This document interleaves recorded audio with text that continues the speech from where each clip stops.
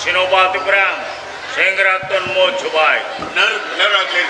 Najan to kuwi bisa ngalahake marang Sinopati perang so ing Kabupaten Pahang nanging acepora aku. Engko dhisik. Sadurunge aku pengen ngerti sapa kang dadaranmu. Kowe pengen ngerti kelawan aku. Awang Dewa. Awang Dewa. Awang Dewa. Tiwas kebenaran. Ora sandadak awake dhewe ado-ado nglangkahke sikile. Nanging ratu ana ing Pahang wis tumapak ning ngarep awake dhewe. Oh sing ngarepe yen kowe wis ketemu barang Marma Dewa. Yen aku wis ketemu karo Marma Dewa. Ya, aku pengen nyangking sirap. Mergo nyangking sirap. Kena yen bisa. Nanging ora bisa. Nyangking sirap.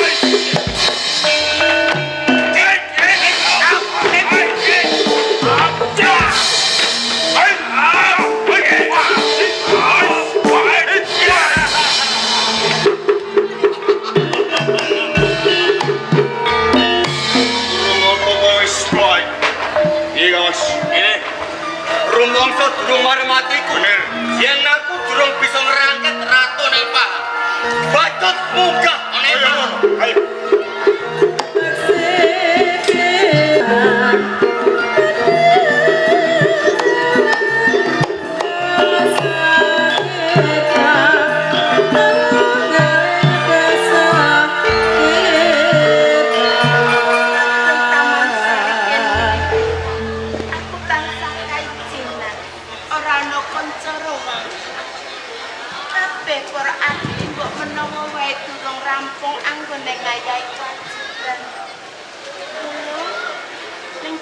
Taman Sari senajan aku kan jenengan ora dadi.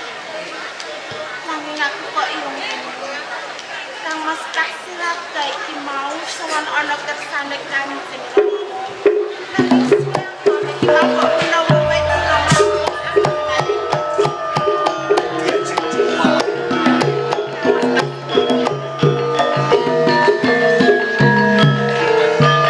Monggo-monggo Kang. Wonten dalem sewu iki Kang Mas. Kepiye Dias? Mboten ateges kula menika kersa menika mboten. Panjenengan menika benten kaliyan padatan.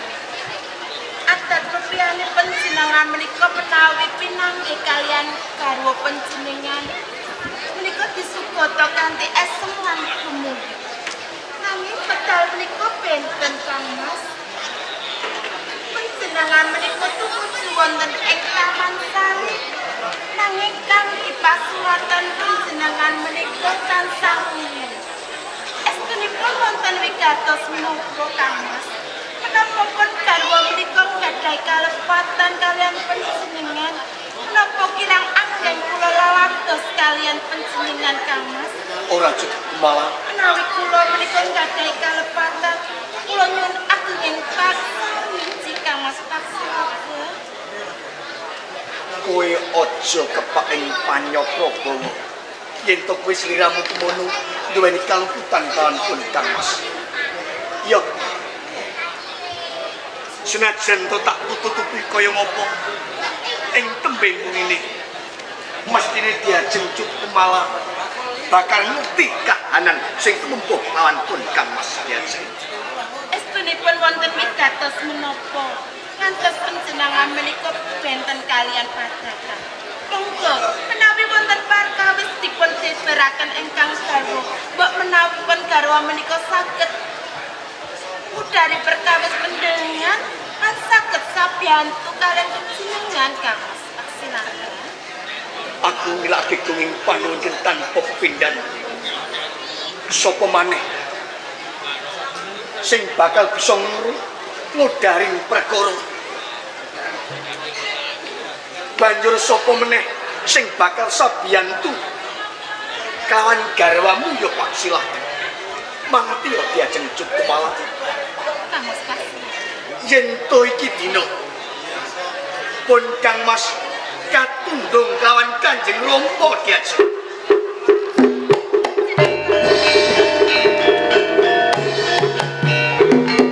Menawi panjenengan katundung kaliyan Kanjeng Rama. Sing menapa dosa lan kalumputan panjenengan Kang Mas? Napa Kang Mas? Mesti kemawon menika wonten perkawis. Aku ngerti. Sejatine iki ora perkara. Nanging yen to pun Kang Mas ngeman keluarga ana ing Pahang. Mergo apa? Dawuh pangandikanipun Kanjeng Rama. Yen to dheweke bakal ngelar jajan ana ing Kraton Majapahit. Kamangka diajeng. Yen to Majapahit kuwi negara sing ageng lan agung. Yen to Pahang mungsuh ana ing Kraton Majapahit tan monggo kuliyo. Yen to pun Kang Mas ki ojo atur. Atur pemut wonten ngarsanipun Kanjeng Rama nanging ora digawe. Murina ing penggalih nganti kapocot palengganku. Aku katundung ana ing Pahang menurut diajeng. Dadi sing tak jaluk. Sliramu ki mono garwaku. Garwaku sing tak tresnani. Nanging kowe aja nganti kembet-kembet. Apa sing dadi perkaranipun Kang Mas? Tak ibadah gelandang carang saka pucuk nyembet-nyembet daging waras. Dadi sing tak jaluk diajeng. Lilakno. Legakno ikhlasno. Itu pun Kang Mas. Jaluk pamit bakal ninggalke ana ing Pahang lo diajeng. Kang Mas taksilaken. Iya. Tresna kula kaliyan panjenengan menika lair tumusing patos kula Kang Mas. Aku Menawi ngerti. kula gesang boten sesarengan kaliyan panjenengan. Rupaos kula menika boten saged Nanging aku ora kepengin akeh diajeng. Niku Kang Mas taksilaken. Yen pun Kang Mas ninggalke ana ing Pahang. Aku ora memikirake pawon sing tak tresnani kedarang-darang uripe ora bisa wong lanang ngayomi marang sliramu diajeng. Mas Paksinaga. Ampun panjenengan laraken kula. Pangke kula badhe unjuk atur wonten kersane Kanjeng Rama timen panjenengan menika diparingi pangapunten Mas. Tak regani. Ageng katresnanmu diajeng. Nanging diajeng cukup malah. Nanging sing tak jaluk merga panjanggane Kanjeng Rama ora iso pambeng malih. Sliramu lilakno legakno yen tutung Kang Mas bakal ninggalke ana ing Pahang diajeng. Mboten saged bisa kalan panjenengan Kang Mas Paksinaga. Panjenengan menika kula sampun mangertosi. Panjenengan menika paring mewot kalan Kanjeng Rama. Menika saged ayem lan tentrem. Nanging diajeng merga saka ketingin katresnanipun Kang Mas. Aku ngerti jagat iki menika gelar apa. Senajan to ing mengkon iku pisah lanipun Kang Mas. Yen to wis tumadha ning Pahang. Akeh piyo sing bakal ngrasake marang sliramu. Nanging aku lan penake sliramu kedarang-darang kesorang kawan pun Kang Mas. Mboten menika Kang Mas. Kula mboten badhe atas kalian perusahaan dan kamu mencari panjenengan. Kula menika kepengin angkat besar dan dalam panjenengan Kang Mas Paksinaga. Kula mboten saged bisa dadi panjenengan Kang Mas. Diajeng cukup malah. Gede prasama lawan pun Kang Mas. Pun Kang Mas bae sumpah ning pangarepanmu diajeng cukup malah. Ora ana pawon sing bakal misahke lawan katresnanku lawan sliramu diajeng. Kejaba mung Gusti ing akal jagat diajeng. Menika Kang kula kesaan. Kula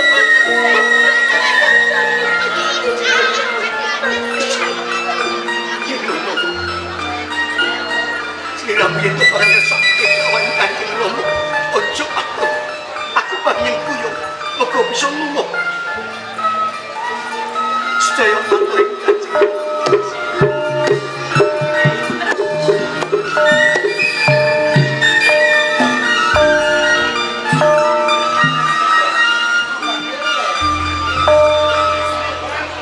Paksinaga Sopo katibalan Kanjeng Rama. yo kini kowe sih kumlewer ning Kabupaten Pahang. Nalika semono wis takon nuncat saka Kabupaten Pahang. Kanjeng Rama. Menapa panjenengan menika boten kagungan welas asih dumateng Ken Putra Cukumala. Jalan piyambakipun menika pawaringi badhe tresnani. Kula boten saged gesang wonten ing jagat ing bebayan yen to boten sandingan lawan Ki Ajeng Cukumala. Paksinaga nang iso kowe milikte. Aku ora tresno babar pisan nglawan. Yo mergo kabeh saka kekarepan kowe tansah nyandulan. Mula tinggalke Cukumala minggato.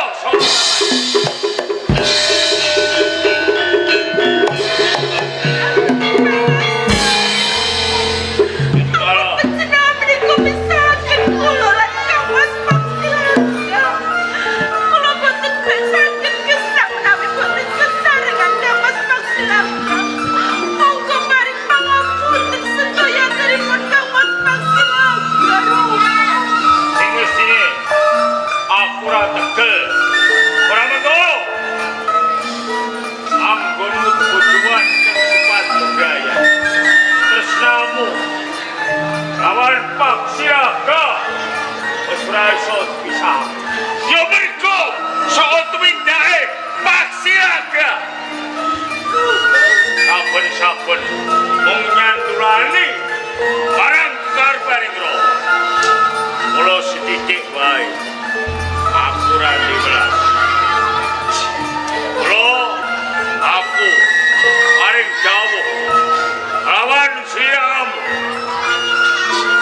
kumalo pisahke lawan Paksilaga.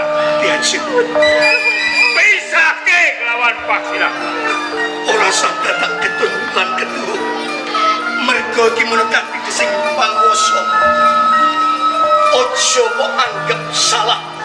Yen Kang Mas Kira Tresno marang sliramu.